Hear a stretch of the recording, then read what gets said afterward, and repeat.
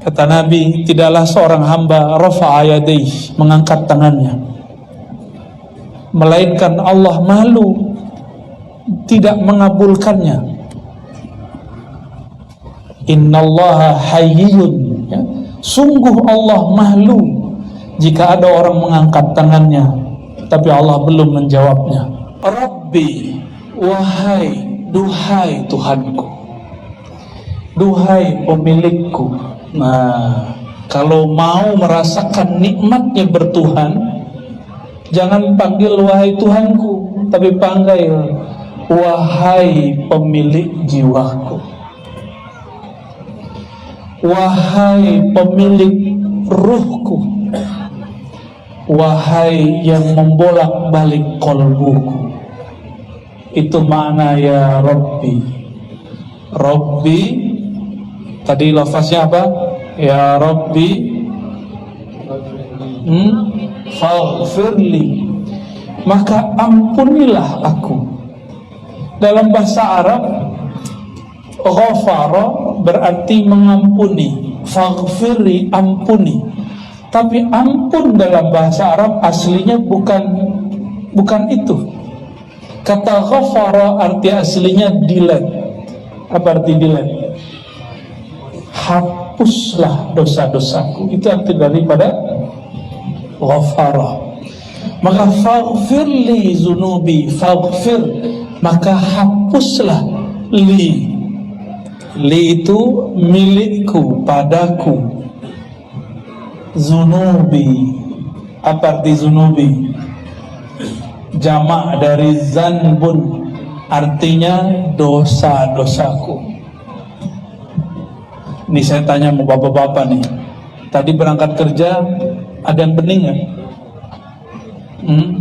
Ya, matanya melototin nggak? Tuh dosa tuh dah ya. Ibu, hari ini terpancing nggak ngomongin teman, tetangga atau siapapun? Pernah ngomongin orang nggak hari ini? Beneran? Nggak yakin? Berarti lisannya ada dosanya. Oke, ini lisan, mata, telinga sudah. Tadi makan minum baca bismillah nggak? Tuh. Dalam ilmu fikih dianjurkan baca bismillah, tapi dalam ilmu rohani wajib baca bismillah. Beda ya? Ini wajibnya di dalam diri. Supaya apa? Saya mau tanya, air ini yang menyegarkan atau Allah? Beneran? Gak usah minum kalau gitu. Gak berani ya? Bukan begitu Bapak Ibu. Yang menciptakan air Allah, benar? Tapi ada akidah namanya akidah Mu'tazilah. Mereka dikritik oleh ulama Ahlus Sunnah. Mereka mengatakan Allah menitipkan kekuatan menyegarkan di dalam air. Ini hati-hati. Itu bukan ajaran Ahlus Sunnah. Contoh lain, api membakar, benar? Benar? Pernahkah api tidak membakar? Beneran? Pernahkah api tidak membakar? Kapan? Kelamaan. Ya, kemarin teman saya main-main api nggak kebakar. Di Banten, di Padang, di Aceh masih ada. Ya, di Palembang masih ada. Itu tari piring, tau nggak tari piring? Tari piring, penutup tari piring itu piringnya diinjek-injek, nggak ada yang luka. Diambil api, dimainin, nggak ada yang kebakar. Satu rambut pun nggak kebakar. Berarti api belum tentu membakar kecuali diizinkan Allah Subhanahu wa Ta'ala. Pasti ada dokter di sini.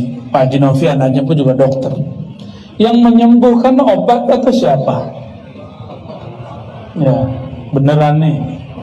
Coba nggak minum obat, nggak begitu juga.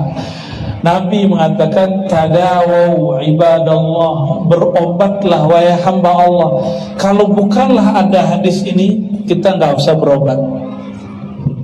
Tapi kan ada perintah, tadawu ibadallah, berobatlah hai hamba-hamba Allah, maka kita berobat. Kenapa kita makan? Karena ada ayat, kulu washrabu, makan dan minumlah. Kalau nggak ada ayat ini, kita juga nggak makan minum. Nah, ini bab tauhid, ya. Bab apa namanya? Bab tauhid.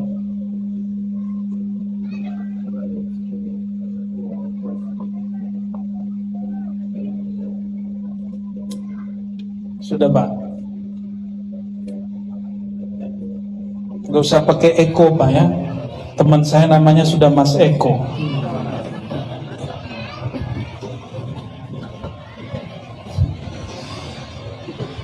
Rabbi faghfirli zunubi. Ya Allah, pemilik jiwaku, ampunilah dosa-dosaku. Ada dosa yang zahir, ada dosa yang batin. Dosa yang batin itu sederhana. Hari ini memandang kawan dan kita merasa diri kita lebih baik dari dia, itu sudah dosa batin. Udah belum hari ini? Itu biasanya dosa para kiai. Kiai mandang kiai lain tuh ilmunya dikit. Bener gak kiai? Ya. Sesama guru saling mengerti. Mandang orang, nah kalau ahli zikir lain, dilihat merem dia. Zikirnya belum nyampe. Padahal zikir dia yang belum nyampe. Sejak kapan zikir untuk merem-merem terus baca hati orang? Sejak kapan ilmu itu digunakan untuk jadi juri? Yang seperti itu iblis namanya. Iblis itu mengatakan apa? Ana khairum minhu, saya lebih baik kok dari Adam. Jadi yang pertama jadi juri menilai isi hati orang, jadi juri kolbu, juri iman, juri kebenaran, itu iblis. Jika dia bertubuh manusia disebut syayatinul insi, setan, tapi bertubuh manusia. Allah sendiri yang berbicara. Semoga yang hadir malam ini bukan setan manusia. Amin ya rabbal. Ciri-ciri pertamanya apa? Tidak jadi juri kolbu, ya. Kalau ingin memahami orang, gak usah merem, buka matanya, buka telinganya, buka hatinya, rasakan kalamnya. Kalau merem, gelap apa terang? Ya, coba merem, Bapak Ibu, sebentar aja. Sudah, gelap apa terang? Apalagi melihat orang di ujung sono. Oh Ustaz, kita baca firasat lah. Firasat nggak begitu. Orang pakai firasat nggak perlu pakai merem. Ahli kasyaf itu nggak perlu begini-gini ngeliatin orang, ya. Orang-orang ahli rohani, ruhnya nggak terhambat oleh mata ini. Jadi kita kalau mematap orang lain, adabnya adalah adab Nabi Adamnya, tidak pernah merendahkan mereka. Dalam hati itu mentakzim dia dan mengatakan, mungkin orang ini punya amalan yang saya belum amalkan. Mungkin si kiai ini, ustaz ini punya ilmu yang saya belum tahu. Ini adab kita kalau ketemu orang. Sehingga tidak pernah merasa diri lebih tinggi dari orang lain. Itu yang disebut hakikatut tawadu. Orang-orang yang benar bertawadu. Tawadu itu dari kata tawadu'a. Wadu'a, meletakkan ego. Wadu'a, meletakkan ego, menjadikan diri sebagai pusat perhatian. Nah, ini bahayanya orang-orang yang tidak punya sifat tawadhu. Ada juga pura-pura tawadhu, depan kita cium-cium tangan, belakang ngomongin. Sebenarnya ilmu dia itu kurang. Banyak, saya ketemu banyak santri begitu. Ya, dulu dia gituin orang lain. Ternyata satu pelajaran hebat yang ada di alam semesta ini, kalau ada orang bicarain orang lain depan kita, nih temen nih ngomongin orang lain, siap-siap 1 jam setelah itu atau esok kita juga dibicarakan dia di depan orang lain. Ya, jadi kalau ada orang suka ngegosip, alihkan ke yang lain, jangan ikut-ikut. Karena al-mustami' syarikani, orang yang dengar sama-sama dapat, bukan pahalanya, di gelapnya.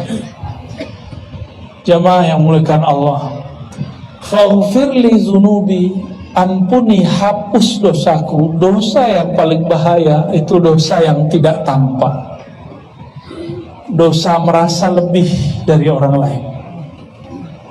Kalau ibu-ibu secara fisik mungkin wajahnya, kalau lagi arisan tasnya bu ya, bener ya.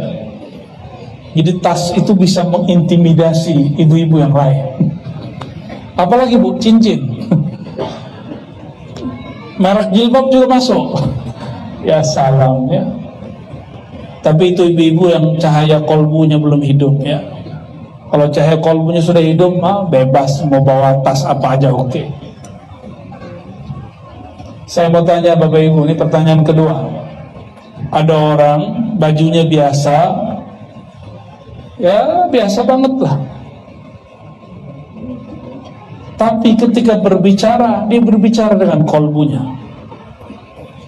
Ada satu lagi orang, mohon maaf, ini bukan melarang pakai sorban, sorbannya tebel, ridaknya 2, kiri kanan, bawa tasbih. Ya Masya Allah, kalau kita lihat, Masya Allah, ini kayaknya wali nih. Tapi pas ngomongnya nggak dari hati. Nikmat gak?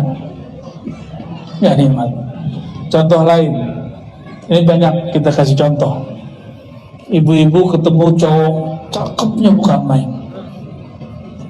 putih, ya, berotot, kerasnya sekeras tembok kali ya. Pas ngomong ketus. Nyaman gak ngobrol sama orang begitu? Pak, duduk di bis trans, di samping kita ada cewek cuantik, kata orang Jawa. Tahu cuantik? Enak lah kalau dipandang. Tapi katanya mau nundukin pandangan, tapi roknya pendek, pas nunduk malah kelihatan. Dia merasa diperhatiin. Apakah tidak? Apa lo lihat? Nyaman gak duduk di situ? 1 detik rasanya 1 tahun. Kenapa? Kita nggak nyaman sama orang yang zahir fisiknya bagus, tapi batinnya menyeramkan. Oleh karena itu, yang mesti diperbaiki di dalam ini, itu yang kasar dilembutkan, yang sombong kemudian ditawadukkan, yang belagu dibuat dia lebih terpelajar, terdidik, supaya orang-orang siapapun bertemu dia merasa nyaman, walaupun wajahnya nggak charming, walaupun penampilannya nggak branded, tapi kolbunya branded. Made in Allah. Ya, semua nama-nama Allah ada di kolbunya. Amin. Itu baru nyaman kita duduk di sana. Kenapa orang rindu mau bertemu guru? Kenapa kita rindu ke Ka'bah? Karena di situ kita menyebut-nyebut nama Allah. Rindu kepada guru, karena ketemu guru kita ingat kepada Allah. Allah itulah sumber asal semuanya. Jika kita merindukan kampung, Karena asal kita dari kampung A, kampung B, kampung hakiki rohani ini adalah nurnya Allah Subhanahu wa ta'ala. Jadi ketika kita berdoa, Robbi, nah lagi berdiri berdoa, kata Nabi, tidaklah seorang hamba rafa'a yadayhi, mengangkat tangannya, melainkan Allah malu, tidak mengabulkannya. Innallaha hayyun, ya. Sungguh Allah malu jika ada orang mengangkat tangannya tapi Allah belum menjawabnya. Maka mengangkat tangan waktu doa itu bagian dari sunnah Nabi. Cuma pas Jumatan tadi mata saya sedikit ngintip. Kalau khotib boleh ngintip nggak? Boleh ngintip jamaah nggak kalau lagi khotib? Ya, pas lagi khotib ada nggak mau angkat tangan? Kita usut-usut penampilannya, oh dia suka membid'ahkan orang, ya. Bagi dia ngangkat tangan lagi doa itu bid'ah. Udah pernah digituin belum? Di Batam ada loh orang begitu, ngangkat tangan lagi. Jadi yang benar bagi dia itu kalau doa lagi khutbah begini, itu mah khotib. Jamaah jangan. Jadi ada jamaah ngangkat tangannya begini kalau doa, Allahumma fir lil mu'minina wal mu'minat. Wah, dia khotib tuh. Yang dibolehkan, dianjurkan, disunnahkan begitu siapa? Itu khotib. Kalau bukan khotib nggak dianjurkan. Jadi mau siapapun, apapun keadaannya, kalau lagi berdoa mengangkat tangan itu cara mustajab. Cara mustajab. Kalau lagi kunut subuh ada doa tolak bala, tangannya gimana? Allahumma srif anna. Ini bukan buatan Imam Syafi'i, apalagi buatan Kiai Luqman, bukan, ya. Bukan buatan MUI juga. Ini dari Nabi SAW. Dalam hadis Abu Daud dikatakan, Nabi iza da'a bi batni kaffi. Nabi jika berdoa yang dibuka telapak tangannya. Kalau ista'aza, kalau beliau berlindung, bizahri kaffi atau kaffai, maka beliau berdoa begini. Kalau minta perlindungan, doa tolak bala itu doa minta dilindungi, maka tangannya boleh begitu, ya. Jadi kalau ada nanti dengar di lafaz-lafaz doa, Allahumma srif anna, begini tangannya, ya. Kalau faghfirli, berdoa meminta atau berlindung, berarti tangannya begini, ya. Jadi mengangkat tangan. Nah ini pun ada caranya. Ada yang malas ngangkat begini aja, gini aja, ya.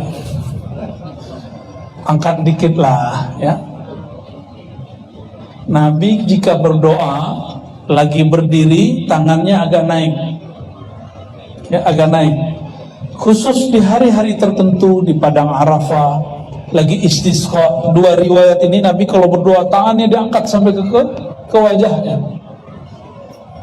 Sehingga kata sahabat, Nabi itu kulitnya putih sekali. Mohon maaf, kulit bagian ketiaknya itu kelihatan putihnya bukan main.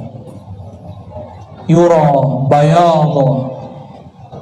bayadu ibtih, terlihat putihnya bagian ketiak Nabi SAW. Jadi mengangkat tangan itu bagian dari sunnah kapanpun, ya. Tapi kalau doa nggak angkat tangan boleh nggak? Boleh nggak, Bu? Kita sholat baca doa iyyaka na'budu, tangannya di mana? Boleh kok, gak apa-apa. Duduk antar dua sujud bacanya apa? Rabbil ghafirli warhamni, itu doa dan gak ngangkat tangan, ya. Baik, ini sengaja saya gak serius-serius sama ngajinya.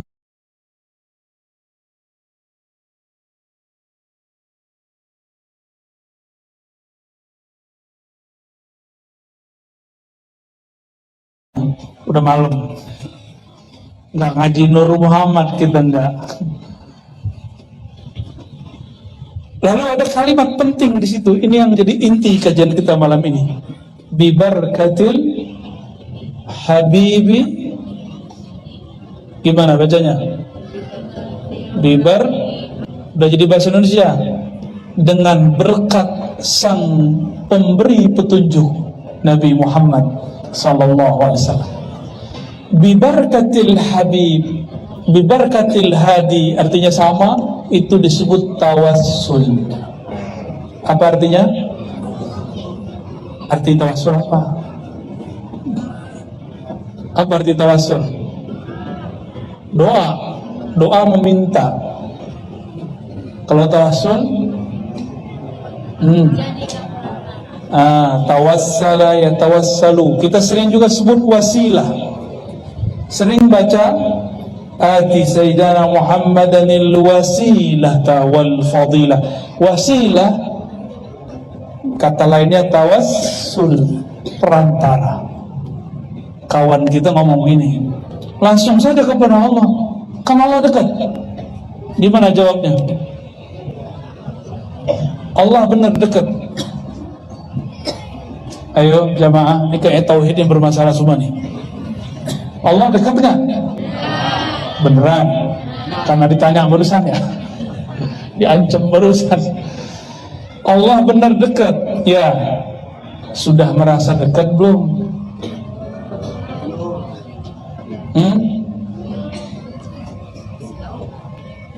Ada orang sekantor tiap hari ketemu tapi nggak dekat, itu makhluk loh. Apalagi sama Allah. Kita ini Allahnya dekat kepada kita, tapi kita yang tidak dekat kepada Allah Subhanahu wa Ta'ala. Nah, ini yang menjadi masalah. Karena kita tidak merasa dekat kepada Allah, kita perlu ada orang yang menghantarkan kedekatan ini kepadanya. Tapi orang yang menghantarkannya ini bukanlah Tuhan. Kita tidak sembah Dia. Memohon pertolongan Dia, syafaat Dia, itu disebut dengan tawassul. Disebut apa? Tawassul. Jadi kalimatnya faghfirli zunubi bibarkatil hadi Muhammad. Ya Allah, ampuni dosaku berkat sang pemberi petunjuk, pembawa petunjuk, pembawa hidayah, Nabi Muhammad SAW. Ini tawassul. Sayang sekali hari ini banyak dai-dai mengatakan tawassul itu syirik. Berarti semua yang sholawat ini musyrik. Tadi yang berdiri-berdiri itu musyrik semua itu. Kata dia, katanya ada radionya di sini ya. Ini mengerikan ini Pak. Ini kalau dibiarkan berbahaya ini. Di beberapa negara di Asia Selatan, Asia Selatan itu India, Pakistan, Bangladesh, Sri Lanka, Afghanistan, orang lagi maulid karena dianggap musyrik oleh orang yang agak miring pemahamannya ini, dia bom. Lagi maulid di gedung dibom. Orang baca nama Nabi Muhammad dibom. Mau kejadian begitu di Batam? Katanya mau jadi apa? Bandar. Bandar narkoba apa? Bandar apa? Bandar Madani. Alhamdulillah. Madani itu sebutan kota Nabi Muhammad sallallahu alaihi wasallam. Maka syarat kota Madani mesti ma'rifat Nabi Muhammad SAW, mesti kenal Nabi Muhammad SAW, mesti sedih gang-gangnya itu ada salawat kepada Nabi Muhammad Sallallahu Alaihi Wasallam. Tapi memang sudah berubah. Yang hidup 10 tahun lalu dengan sekarang sudah berubah. Udah banyak salawat belum sekarang? Sudah lebih banyak ya. Alhamdulillah. Tawassul itu ada banyak macamnya. Ada tawassul dengan nama Allah atau sifat Allah. Contohnya gini, birahmatika. Gimana? Pernah doa begitu? Birahmatika ya arhamar rahimin. Dengan rahmat kasih sayangmu ya Allah, maka sayangi kami ya Allah. Menyebutkan bi dengan rahmat itu berarti bertawassul dengan sifat Allah. Saya mau tanya lagi nih Bapak Ibu, ini banyak pertanyaan. Yang mengenalkan kita kepada rahmat Allah siapa? Dan Allah menyebut Nabi Muhammad siapa? Wa ma arsalnaka illa rahmatan lil alamin. Tidak aku utus engkau wahai Muhammad kecuali sebagai rahmat. Maka birahmatika boleh berarti dengan sang duta rahmat Nabi Muhammad sallallahu alaihi wasallam. Karena kita gak bisa membayangkan rahmat Allah kecuali lewat ajaran Nabi Muhammad sallallahu alaihi wasallam. Qalbu Nabi, ruh Nabi itu pancaran nama dan sifat Allah. Makanya ketika mengatakan birahmatika ya arhamar rahimin, itu maksudnya tawasul dengan sifatnya Allah yang ada pada nur qalbu Nabi Muhammad sallallahu alaihi wasallam. Jadi kalau baca birahmatika ya arhamar rahimin, jangan bayangkan aneh-aneh, cukup bayangkan kasih sayang Allah melalui Nabi Muhammad sallallahu alaihi wasallam. Ini tawasul apa namanya? Tawasul dengan nama dan sifat. Ya. Ada tawasul yang kedua, tawasul dengan amal soleh. Pernah dengar ada 3 orang lah jalan-jalan, 3 pemuda yang soleh, tiba-tiba masuk goa, goanya ketutup. Masih ingat? Beneran ingat nih. Ceritanya 2 halaman soalnya, jadi saya buat ceritain. Yang pertama, dulu dia punya orang tua, nggak makan dan minum kecuali orang tuanya makan minum dulu. Yang kedua, orang ini punya kesempatan untuk melecehkan putri dari pamannya. Tapi ketika si putri itu mengatakan ittaqillah ya akhi, takutlah kepada Allah wahai saudara sepupuku, dia langsung mental dan dia kemudian tobat kepada Allah. Berarti dia punya kesempatan tapi dia tidak lakukan. Maka orang-orang yang berkesempatan maksiat lalu tidak bermaksiat, Allah berikan nur dalam dirinya. Dan yang ketiga, ada orang punya pekerjanya dikasih gaji, tapi gaji mau dikasih dia hilang. Dia pikir nih gaji mau diapain, akhir dibeliin domba betina. Domba betinanya beranak pindah. Setelah sekian tahun, dombanya puluhan. Tiba-tiba kejadianlah mereka bertiga ini masuk ke dalam goa. Semuanya kemudian bercerita. Yang ketiga tadi ceritanya agak tragis. Domba udah banyak, anak buahnya datang. Apa kata anak buahnya nih? Wahai tuan, gajiku mana? Yang dulu 1 ekor domba. Kata tuannya, aku beliin domba lalu aku ternak. Tuh hasilnya. Dia bilang, ya udah kamu di rumah aja biar saya bawa pulang semua. Itu semua domba dibawa pulang semua dan tidak ada bagi hasil. Harusnya ada bagi hasil. Apa kata dia? Ya Allah, gemes. Tapi dia terima. 3 orang ini ketika masuk ke dalam goa, dorong-dorong nggak bisa. Maka mereka kemudian mengatakan, wahai sahabatku, sekarang kita bersaudara, Tuhan kita sama. Sebutkanlah amalmu yang paling engkau kenang, yang paling ikhlas dan tulus, lalu minta kepada Allah berwasilah dengannya. Maka yang pertama menyebutkan, ya Rabb, saya tidak pernah makan sampai ayah ibu saya makan. Kebuka dikit. Mereka coba keluar, baru keluar satu tangan. Yang kedua berdoa lagi. Ternyata setiap kali doa Allah turunkan malaikat. Cuma malaikatnya nggak boleh buka banyak-banyak, ya, buka aja dikit. Lalu doa lagi yang kedua, ya Allah, dulu saya berkesempatan maksiat, lalu saya tidak maksiat. Dibuka lagi, dibuka, tapi baru masuk dua tangan. Belum bisa, badannya mungkin sudah seperti bapak-bapak ini, sudah ada kemajuan perut. Dan yang ketiga, ya Allah, maka ini yang paling hebat. Dia bersedekah, dia menyedekahkan semua yang dia cari, yang dia kumpulkan. Ya Allah, jatah saya banyak. Kalau saya mau adil, cukup ambil satu domba, kasih ke orang itu. Tapi aku ikhlas, ya Allah, langsung kubuka semua. Ini dahsyatnya doa pakai sedekah. Disebut tawassul dengan amal soleh. Buat baik orang tua, amal soleh. Meninggalkan maksiat, amal soleh. Lalu bersedekah, amal soleh. Kita sebutkan amal, itu namanya tawassul. Tawassul apa namanya? Bil amal soleh.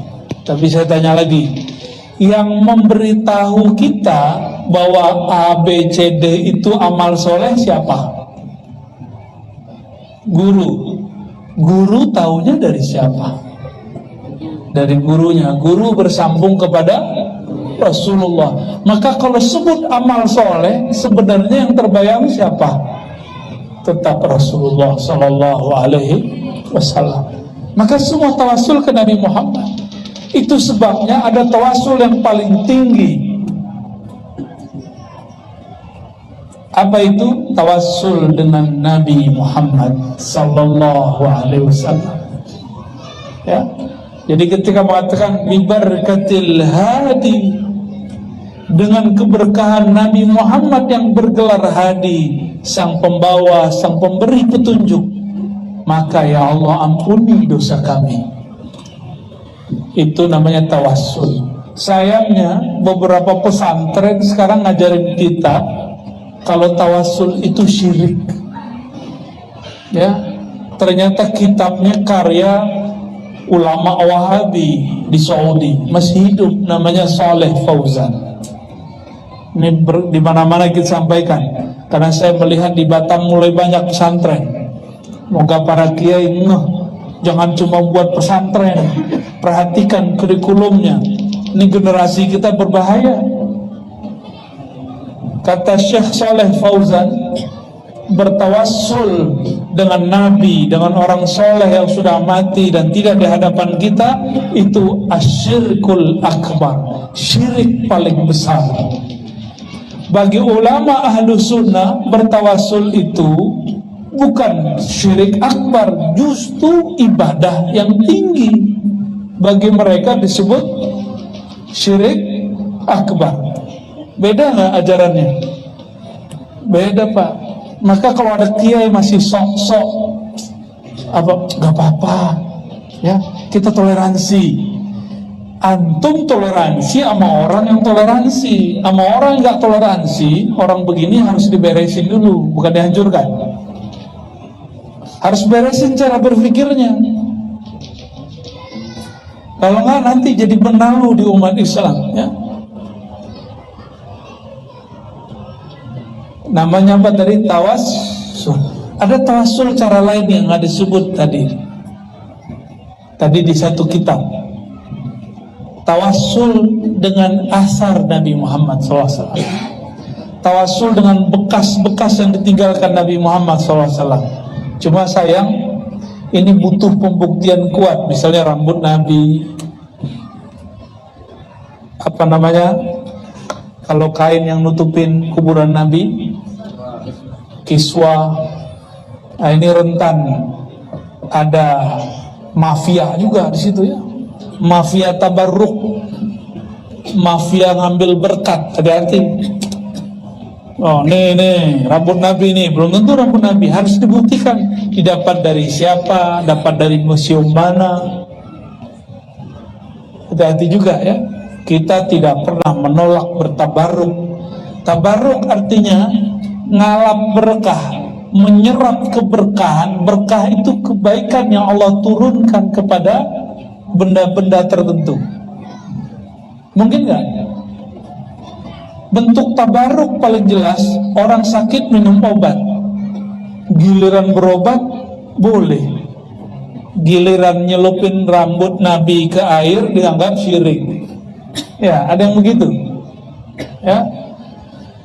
Suatu kali Sayyidatuna Aisyah sakit. Sayyidah Aisyah ini, ibu-ibu nggak ada yang berani.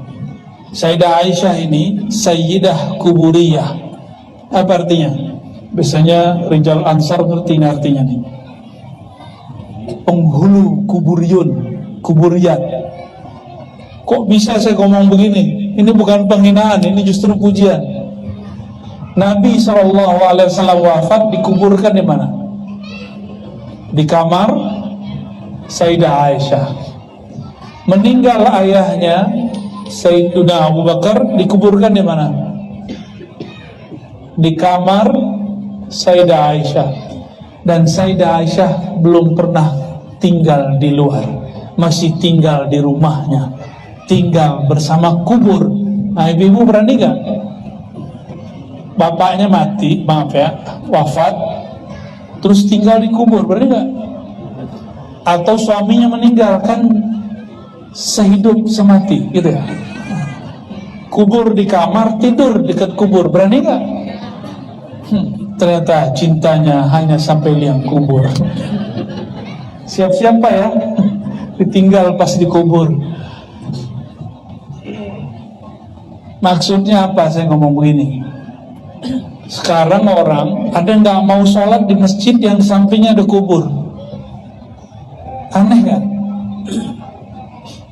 Sayyidah Aisyah di dalam kamarnya itu beliau ngapain aja? Nggak tidur doang, beliau juga sholat di situ, zikir di situ, baca Quran di situ, menjawab pertanyaan fatwa-fatwa orang di situ. Saya mau tanya, kapan Sayyidah Aisyah keluar? Ada yang tahu? Yang tahu nih, dapat? Hah? Aduh, bingung nih, ada 2 orang nih. Nggak jadi deh.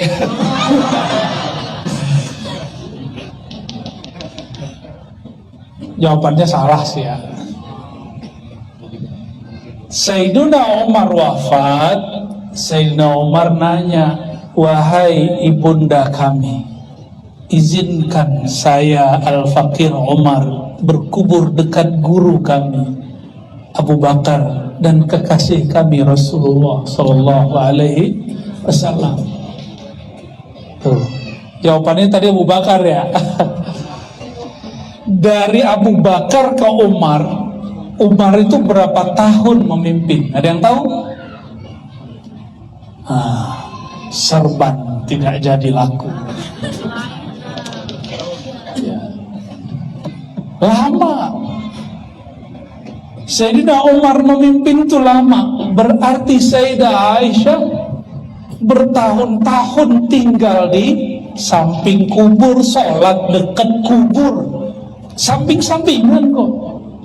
Nggak ada urusannya dengan syirik. Nggak ada urusannya dengan syirik. Jadi aneh jika ada seorang syekh namanya Syekh Albani nggak mau lagi sholat di Masjid Nabawi karena nggak mau dengerin fatwa dia. Apa kata dia? Keluarkan kubur Nabi dari masjid. Ini fatwa dia. Ngeri nggak fatwa begini?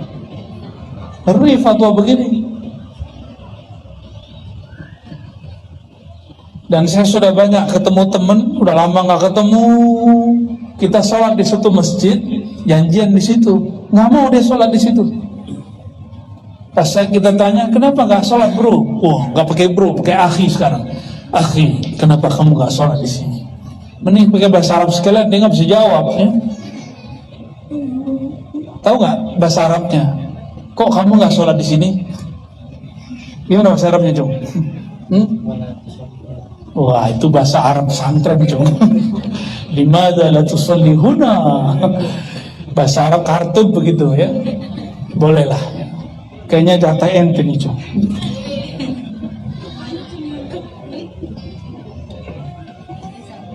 Jawabannya apa? Itu masjid ada kuburannya. Pas dicek kuburan bapaknya sendiri. Ternyata bapaknya dulu masih ada kait-kait dengan wakaf masjid. Sampai begitu orang hari ini didoktrin masalah kuburan. Ya, kalau orang bertauhid nggak ada masalah, mau kubur mau apa nggak ada masalah. Ya, jadi Bapak Ibu, kita ini bukan penyembah kubur, benar nggak? Kita kalau ziarah kubur doain orang di kubur atau minta ke kubur? Jadi kalau ada yang menuduh orang-orang Ahlus Sunnah ini minta ke dalam kubur, itu namanya apa? Fitnah. Banyak yang ngomong begitu. Apa tuh orang di Sunan Ampel di Singapura kan ada Habib Nuh, ngomong kencang sama kita. Apa itu Habib minta-minta ke kubur? Ternyata dia foto atau lihat foto orang lagi ziarah ngangkat tangan. Dalam pikiran dia orang itu lagi minta ke dalam kubur. Nah, itulah akibat nggak pernah masuk ke kubur ya. Mungkin kita nanti masukin aja deh ke dalam kuburnya. Bapak Ibu, sahabat-sahabat, saudara-saudari yang Allah. Jadi beragama itu nggak usah saklek-saklek ya. Agama kita jernih. Nabi itu nggak khawatir masalah syirik. Yang Nabi khawatirkan umat Islam itu masalah cinta dunia. Yang Nabi khawatirkan bukan masalah kemiskinan. Yang Nabi khawatirkan orang kemudian karena kemilau dunia dia lupa diri. Oleh karena itu cara untuk meluruskan cuma satu. Inilah ajaran Nabi Muhammad SAW. Kata beliau, afdalu dzikri la ilaha illallah. Ini oleh-oleh malam ini yang terakhir yang mau saya uraikan.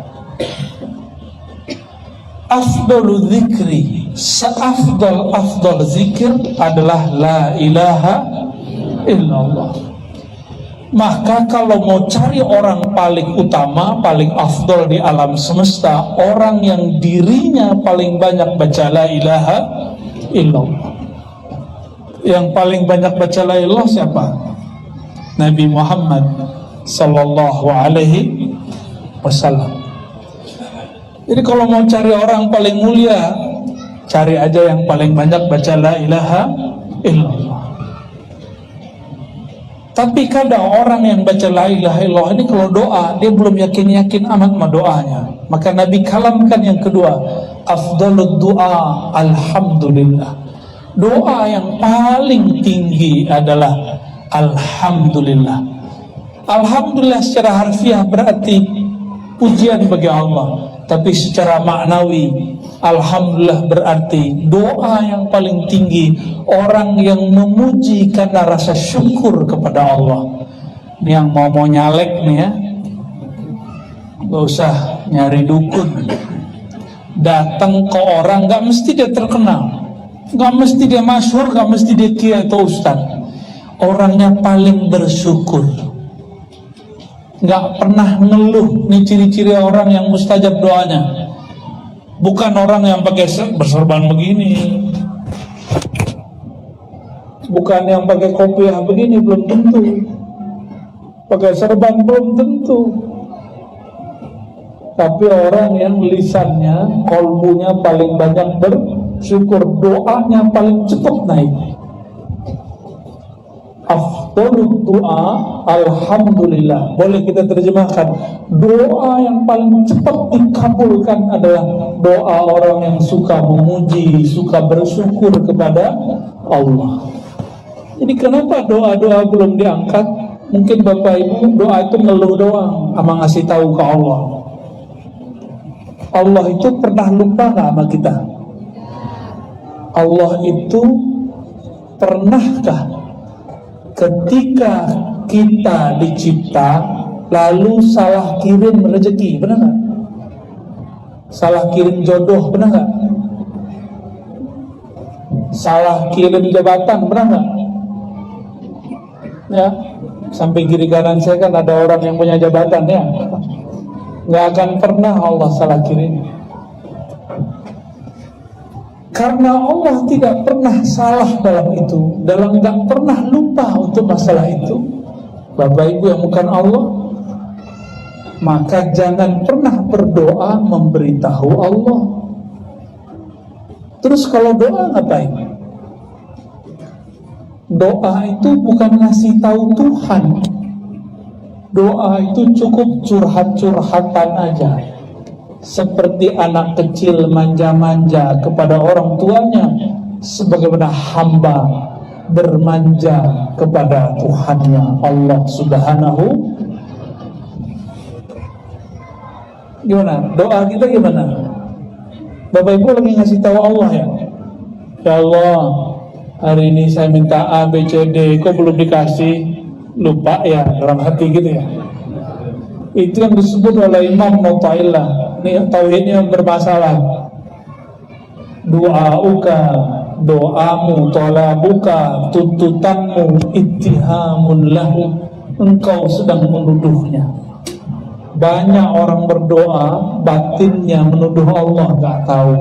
Batinnya seakan-akan merasakan Allah gak ngerti keadaan dia. Sejak kapan Allah tidak tahu seorang hamba? Gak pernah. Maka Allah menyebut dirinya alim, yang maha alim. Kita belum wujud, Allah sudah tahu nanti butuhnya apa, perlunya apa, nanti rezekinya apa, udah tahu semua. Maka orang-orang kafir dan musyrik, dia nggak doa kepada Allah, tapi karena dia bernama Karim, Maha Pemurah, dibagi juga. Jadi rezeki itu bukan berdasarkan doa, rezeki itu tergantung kita rajin menjemputnya. Hari ini udah jemput rezeki, menjemput rezeki itu pinter-pinter. Rezeki itu ada yang diantar separuh, ada yang diantar penuh, berarti kita nunggu. Kata Sayyidina Ali, rezeki itu imma anta talibu. Kadang-kadang rezeki itu kamulah yang nyari dia, kamulah yang menunggu dia, kamulah yang kemudian memburunya, bukan menunggu. Kadang-kadang engkaulah matlubuhu, engkaulah yang dicari-carinya. Ada orang punya keahlian membangun kota, itu dicari-cari sama Pak Wali. Ada orang ahli mendeteksi kriminalitas, detektif, dicari-cari sama Pak Polisi. Ada orang ahli mengenal Rasulullah, dicari-cari nggak sama orang yang rindu kepada Rasulullah. Sama begitu, ya. Bapak Ibu, saudara-saudariku yang bukan Allah, maka ketika kita berdoa, sebutlah orang yang paling dekat kepada Allah. Orang yang paling banyak baca la ilaha Nabi Muhammad, yang paling banyak bersyukur Nabi Muhammad. Maka kalau disebut bibarkatil hadi, dengan keberkahan orang yang paling banyak bersyukur, itulah Nabi Muhammad sallallahu alaihi wasallam. Kalau kita sulit membayangkan Nabi Muhammad, kita boleh bertawassul dengan orang soleh. Contohnya gini, dulu ada seorang syekh di Madinah, namanya Syekh Muhammad bin Abdul Karim As-Samman. Dia mursyid Thariqah Qadiriyah, Khalwatiyah, Naqsyabandiyah, Syaziliyah, dan Thariqah lainnya. Imam di Masjid Madinah. Namanya siapa tadi? Muhammad bin Abdul Karim Samman. Di negeri Banjar sama Kalimantan Timur, Kalimantan Tengah, termasuk juga Makassar, sebagian di Palembang, Betawi, dan Sumatera Barat, dan Aceh juga dulu. Mereka kenal dengan sosok ini. Sampai beberapa tokoh disebut Muhammad Saman atau Muhammad Seman.